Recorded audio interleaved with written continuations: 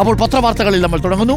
പ്രധാനമായും ഇന്ന് അല്പം മലയാളികൾക്കടക്കം ആശങ്കയേറ്റുന്നൊരു വാർത്തയാണ് മാതൃഭൂമി വലിയ പ്രധാനപ്പെട്ട വാർത്തയായി നൽകിയിരിക്കുന്നത്. മലയാളികൾക്ക് കാര്യമായിട്ട് ആശങ്കപ്പെടേണ്ടതില്ല, പൊതുവെ ഇന്ത്യക്കാർക്ക് ആശങ്കയുള്ളൊരു വാർത്തയാണ്. 17,940 ഇന്ത്യക്കാരെ കുടിയൊഴിപ്പിക്കുമെന്നാണ് ട്രംപ് ഭീഷണി മുഴക്കിയിരിക്കുന്നത്. അനധികൃത കുടിയേറ്റക്കാരാണ്, അവരെ തിരിച്ച് നാട്ടിലോട്ട് അയക്കും. ഒന്നും രണ്ടുമല്ല, 17,940 ഇന്ത്യക്കാർക്ക് ട്രംപ് ഭീഷണി. നാടുകടത്തൽ പേടിയിൽ അമേരിക്കയിലെ ഇന്ത്യൻ സമൂഹം എന്ന വാർത്തയാണ് മാതൃഭൂമി ലീഡ് വാർത്തയായി നൽകിയിരിക്കുന്നത്. മലയാള മനോരമയുടെ ലീഡ് വാർത്ത, രക്ഷാപ്രവർത്തനത്തിന് 132 കോടി ചോദിച്ച് വ്യോമസേന. കാശെടുക്ക് എന്നാണ് ചോദിച്ചിരിക്കുന്നത് കേന്ദ്രം, അല്ലേ? എന്തിനാണ്?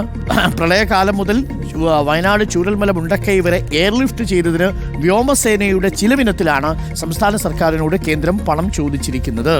ദേശാഭിമാനിയുടെ പ്രധാനപ്പെട്ട വാർത്ത, സർവകലാശാലകൾ സ്തംഭനത്തിലേക്ക്. VC-മാരായി തിരികെ കയറ്റിയത് RSSകാരെ, സിൻഡിക്കേറ്റുകളെയും വിദ്യാർത്ഥി യൂണിയനുകളെയും പ്രവർത്തിക്കാൻ അനുവദിക്കുന്നില്ല എന്ന വാർത്തയാണ് ദേശാഭിമാനി വലിയ തലക്കെട്ടായി കൊടുത്തിരിക്കുന്നത്. ദ ഹിന്ദു പത്രത്തിലേക്ക് എത്തിയാൽ, Congress chose power over constitution, സീസ് രാജ്നാഥ് സിംഗ്. ഭരണഘടനയ്ക്ക് പകരം അധികാരം തിരഞ്ഞെടുത്തവരാണ് കോൺഗ്രസ്സുകാരെന്ന് ഇന്നലെ ഭരണഘടനയുമായി ബന്ധപ്പെട്ട് പാർലമെന്റിൽ നടന്ന ലോക്സഭയിലും രാജ്യസഭയിലുമായി ചർച്ചകളുണ്ടായിരുന്നു. അതിൽ ലോക്സഭയിലെ ചർച്ചയിൽ രാജ്നാഥ് സിംഗ് പറഞ്ഞത്, ഇന്നലെ രാജ്നാഥ് സിംഗ് പറഞ്ഞ സവർക്കർ അടക്കം ഇന്ത്യൻ ഭരണഘടനയ്ക്ക് സംഭാവന നൽകിയിട്ടുണ്ടെന്ന് പറഞ്ഞത് വലിയ വിവാദമായിരുന്നു. അപ്പോൾ രാജ്നാഥ് സിംഗിന്റെ സ്റ്റേറ്റ്മെന്റാണ് ദ ഹിന്ദു പത്രം ലീഡ് വാർത്തയായി നൽകിയിരിക്കുന്നത്. ഒപ്പം പ്രിയങ്ക ഗാന്ധി ഇന്നലെ പാർലമെന്റിൽ കന്നിപ്രസംഗം നടത്തിയതിന്റെ ദൃശ്യം കൂടി, ഒരിടത്ത് പ്രിയങ്ക ഗാന്ധിയും മറ്റൊരിടത്ത് രാജ്നാഥ് സിംഗിന്റെയും പടങ്ങൾ പങ്കുവെച്ചുകൊണ്ടാണ് ദ ഹിന്ദു ആ വാർത്ത ലീഡ് ചെയ്തിരിക്കുന്നത്. ടൈംസ് ഓഫ് ഇന്ത്യയിലെ ലീഡ് വാർത്ത കൂടി ഞാൻ ആദ്യം പ്രേക്ഷകരോട് പറയാം, അതിനുശേഷം നമുക്ക് ഈ വാർത്തകൾ വിശദമായി തന്നെ പരിശോധിക്കേണ്ടതുണ്ട്. The times of India, Constitution not number one parties, Ratnal not RSS manual, report Priyanka. Government opposition MPs trade barbs at debate kicks off. ഭരണഘടനയെ ചൊല്ലിയുള്ള സംവാദം തുടരുന്നതിനിടയിൽ പ്രതിപക്ഷവും ഭരണപക്ഷവും തമ്മിൽ വാക്കുകൾ കൊണ്ട് ഏറ്റുമുട്ടുന്നു. രാജ്നാഥ് സിംഗ് പറയുന്നു, Congress not only amended the constitution but also tried to change it gradually with malicious intent. ദുരുദ്ദേശത്തോടുകൂടി ഭരണഘടനയുടെ അലകും പിടിയും മാറ്റാൻ കോൺഗ്രസ് ശ്രമിച്ചു എന്നാണ് രാജ്നാഥ് സിംഗിന്റെ ആരോപണം. It seems prime minister Modi has understood that is Bharat കാ സംവിധാൻ നോട്ട് സംഘ് കാ സംവിധാൻ. ഇത് ഭാരതത്തിന്റെ സംവിധാനമാണ്, സംഘിന്റെ സംവിധാനമല്ല, സംഘിന്റെ ഭരണഘടനയല്ല എന്ന് നരേന്ദ്രമോദി മനസ്സിലാക്കിയിട്ടില്ല എന്നാണ് പ്രിയങ്ക ഗാന്ധി ഇന്നലെ പറഞ്ഞത്. ഇന്നലെ പ്രസംഗങ്ങളൊക്കെ നമ്മൾ കൊടുക്കുകയും ചെയ്തിരുന്നു.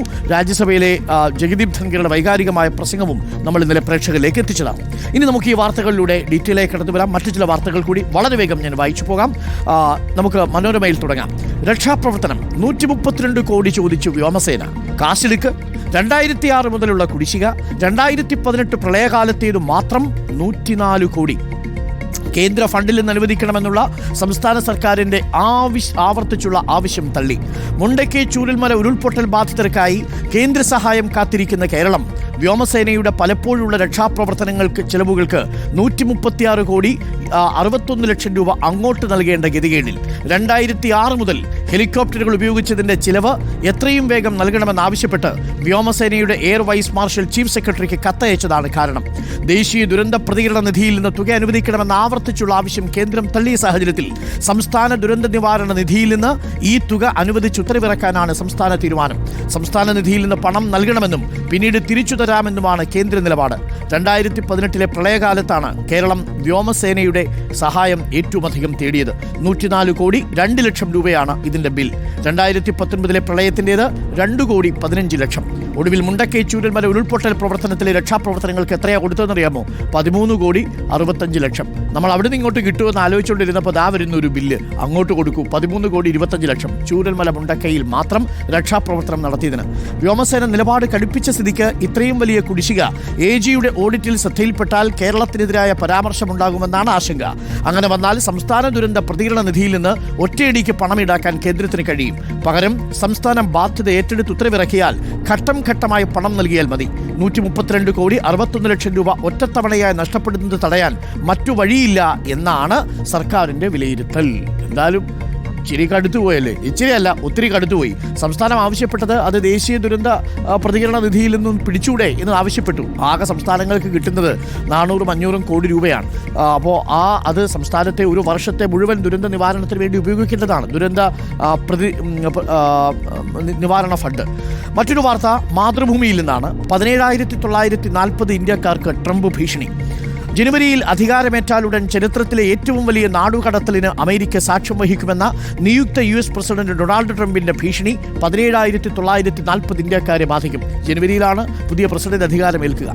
നാടുകടത്തലിനുള്ള മുന്നൊരുക്കമായി അനധികൃതമായി രാജ്യത്ത് കഴിയുന്ന ഏകദേശം 15 ലക്ഷം കുടിയേറ്റക്കാരുടെ അന്തിമ പട്ടിക US immigration and customs enforcement നവംബറിൽ പുറത്തുവിട്ടിരുന്നു. അതിൽ 17,940 പേർ ഇന്ത്യക്കാരാണ്. അതിൽ കൂടുതലും ഗുജറാത്ത്, പഞ്ചാബ്, ആന്ധ്രാപ്രദേശ് എന്നിവിടങ്ങളിൽ നിന്നുള്ളവരാണ്. ഇവരെ ഇന്ത്യയിലേക്ക് തിരികെ അയച്ചേക്കുമെന്നാണ് സൂചന. തങ്ങളുടെ പൗരരെന്ന് വിശ്വസിക്കപ്പെടുന്നവരെ സ്വീകരിക്കാൻ വിദേശ സർക്കാരുകൾ ഉചിതമായ നടപടി സ്വീകരിക്കുമെന്ന് പ്രതീക്ഷിക്കുന്നതായി അമേരിക്ക പറയുകയും ചെയ്യുന്നു. വലിയ വേദനിപ്പിക്കുന്ന ഒരു വാർത്തയാണ്. ചിലർക്കെങ്കിലും ആശങ്കയുണ്ടാക്കും അല്പമെങ്കിലും. മറ്റൊന്ന്, നമ്മുടെ മാതൃഭൂമി പത്രത്തിൻ്റെ ആദ്യ പേജിൽ തന്നെ നമ്മുടെ താരം ഡി ഗുകേഷിൻ്റെ ചിത്രം വിശ്വനാഥൻ 2 എന്ന രീതിയിൽ പത്രം പ്രസിദ്ധീകരിച്ചിട്ടുണ്ട്. സിംഗപ്പൂരിൽ ലോക ചെസ് ചാമ്പ്യൻഷിപ്പ് വിജയിച്ച ഇന്ത്യയുടെ ഡി ഗുകേഷ് സമാപന ചടങ്ങിൽ ട്രോഫി ഏറ്റുവാങ്ങിയപ്പോൾ ഫിഡെ പ്രസിഡന്റ് അർക്കദി ദൊർക്കോവിച്ചാണ് ഗുകേഷിന് ട്രോഫി സമ്മാനിച്ചത്.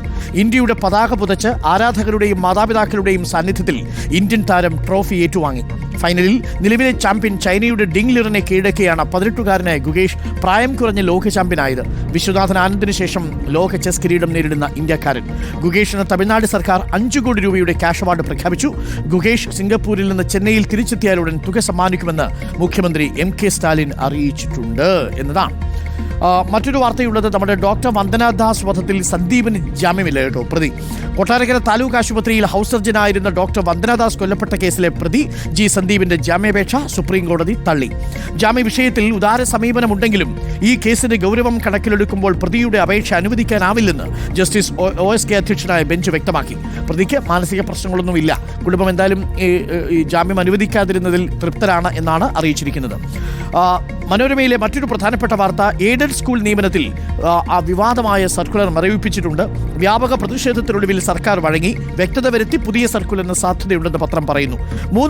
കഴിഞ്ഞ 3 വർഷമായിട്ട് എയ്ഡഡ് സ്കൂളുകൾ നടത്തിയ സ്ഥിര നിയമനങ്ങൾ ദിവസവേതന അടിസ്ഥാനത്തിലാക്കാനുള്ള പൊതുവിദ്യാഭ്യാസ ഡയറക്ടറുടെ വിവാദ സർക്കുലർ ഒടുവിൽ മരവിപ്പിച്ചിരിക്കുന്നു.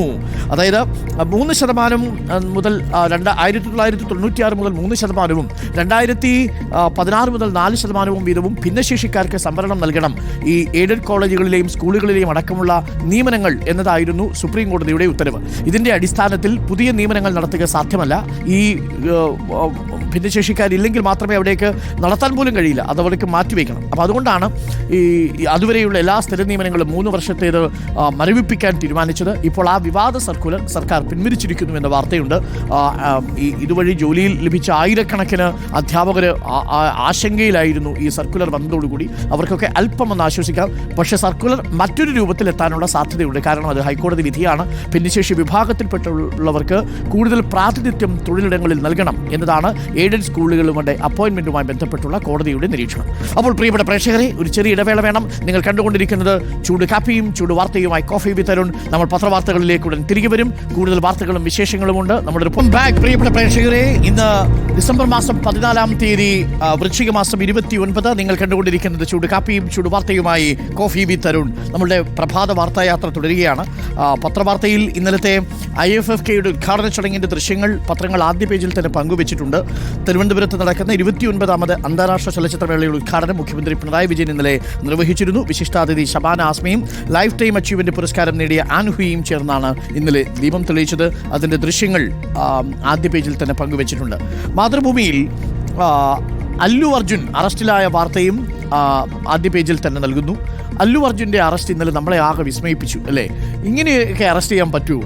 പുഷ്പ 2 എന്ന സിനിമയുടെ റിലീസിംഗുമായി ബന്ധപ്പെട്ട് അല്ലു അർജുൻ സന്ധ്യ തിയേറ്ററിൽ എത്തിയപ്പോൾ, ഹൈദരാബാദിൽ എത്തിയപ്പോൾ അവിടെയുണ്ടായ തിക്കിലും തിരക്കിലും രേവതി എന്ന് പറയുന്ന അല്ലു അർജുൻ്റെ ഒരു ആരാധിക കുഴഞ്ഞു വീണു മരിച്ചിരുന്നു ആ തിക്കിലും തിരക്കിലും പെട്ട്. അതിനെയാണ് അല്ലു അർജുനെ ജാമ്യമില്ലാ വകുപ്പ് പ്രകാരം നമ്പള്ളി മജിസ്ട്രേറ്റ് കോടതി അറസ്റ്റ് ചെയ്യാനായിട്ട് ഉത്തരവിട്ടത്, റിമാൻഡിൽ വിടുകയും ചെയ്തു.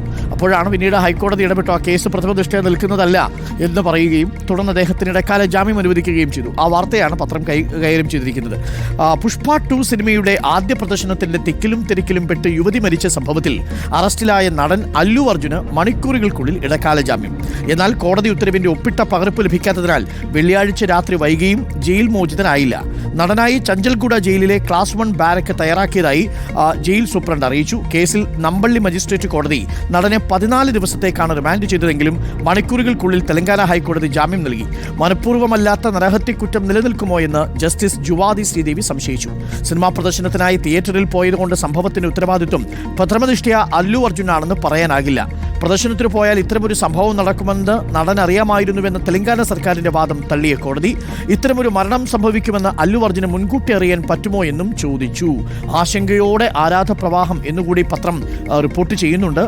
ഉൾപേജിൽ അല്ലുവിൻ്റെ അറസ്റ്റിന് പിന്നാലെ വലിയ രീതിയിൽ സിനിമാ പ്രവർത്തകർ തെലങ്കാന സർക്കാരിനെ വിമർശിച്ചു.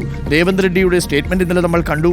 സാധാരണക്കാരനും സിനിമാ പ്രവർത്തകനും എല്ലാം നിയമം ഒരുപോലെയാണെന്നൊക്കെ പറയുന്നുവെങ്കിലും അറസ്റ്റ് വേണ്ടായിരുന്നു എന്ന രീതിയിൽ പലതരത്തിലുള്ള അഭിപ്രായങ്ങളും പല കോണുകളിൽ നിന്നും ഉയരുന്നുണ്ട്.